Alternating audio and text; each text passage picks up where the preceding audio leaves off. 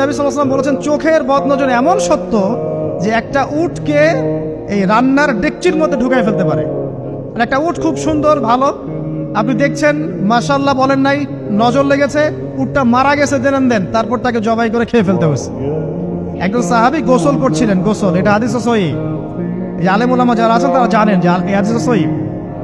একজন সাহাবী গোসল করছেন, তার গায়ের চামড়াটা খুব সুন্দর ছিল, একদম স্কিনটা অনেক সুন্দর থাকে না এমন কিছু মানুষ।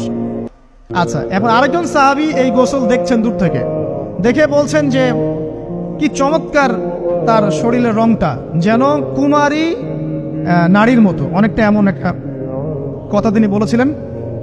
সাথে সাথে এই সাহাবী অজ্ঞান হয়ে পড়ে গেছে। কোন সাহাবী? যিনি গোসল করছিলেন। এটার আপনি কোনো ব্যাখ্যা দিতে পারবেন না তো, এখানে কোনো সায়েন্স দিয়ে বা মেডিকেল সায়েন্স দিয়ে আপনি কোনো ব্যাখ্যা করতে পারবেন না।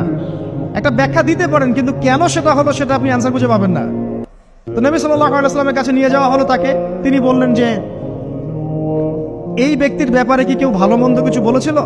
তখন একজন সাহাবী বলেন, হ্যাঁ, অমুকে বলেছে এর স্কিনটা অনেক সুন্দর, তোকে ডেকে নিয়ে আসো। ওকে ডেকে আনা হলো। ডেকে আনার পর নবীজি তাকে অনেক শাসালেন, তোমরা তোমাদের ভাইদেরকে কি মেরে ফেলতে চাও?